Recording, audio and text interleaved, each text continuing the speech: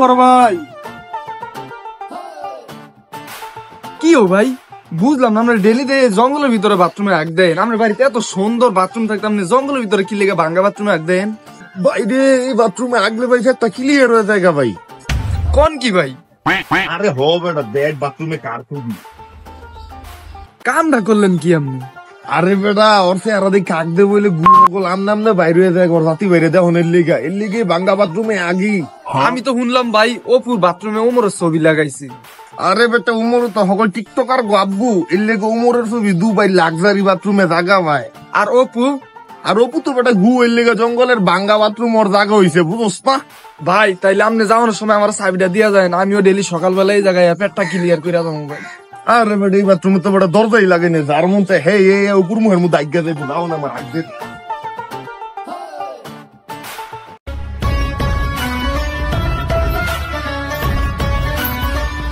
Assistant, এই পুকুরের দলিলপত্র ওনাদের বুঝাই দাও। কাগজপত্র কি সব ঠিক আছে না? আমাদের দলিলপত্র সব ঠিক আছে। আপনারা টাকা আনছেন ঠিক মতো? আপনারা টাকা লয়ে চিন্তা করেন না, মেয়ে দেখেন মিয়া বস্তা বইরা টাকা আনছি, বস্তা বইরা। আচ্ছা ঠিক আছে, এই ওনাদের দলিল বুঝাই দাও। বুঝে নেন। দেখো সব ঠিক আছে কিনা।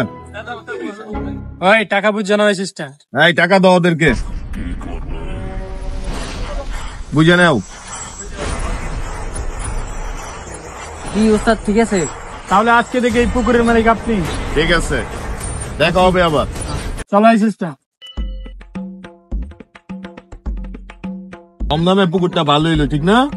হ্যাঁ বস, দিল্লে তো ভালোই হয়েছে, কিন্তু একটা জিনিস তো ভুল করে এলেছে। কি বলিল? বস, এর তো দেখে মগায় মনে হলো একটা চালাকি করে চলেন। কেমন চালাকি? বস কানে কানে শোনেন। ওই তোমার সাথে এখন আমার বোঝাপড়া আছে। কি বোঝাপড়া?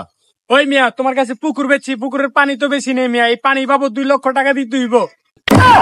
আরে তুমি তো কথাটা তো ঠিকই কইছে, পানির দাম দিতে হইব। আচ্ছা তোমার পানির দাম বাবদ কত দিতে হইব? তোমার 2 লাখ।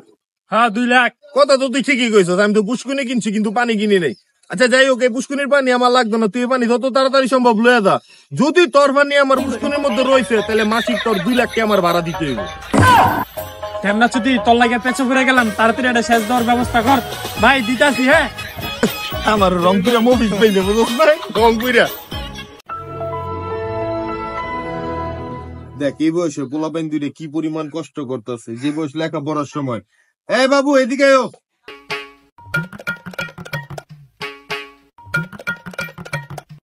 বাবু তোমরা দুইজন যে এই বয়সে কাজ করতেছো, তোমরা কি লেখাপড়া করো না? আমগো ভাই খুব অভাব, এর লাগে পড়ালেখা করি না। আচ্ছা কাল করতে রোজ আমাকে কাছে আয় পড়বা, ঠিক আছে? আমরা দুইজন আর দুজন আমরা সুন্দরভাবে কাঠ খেলবো।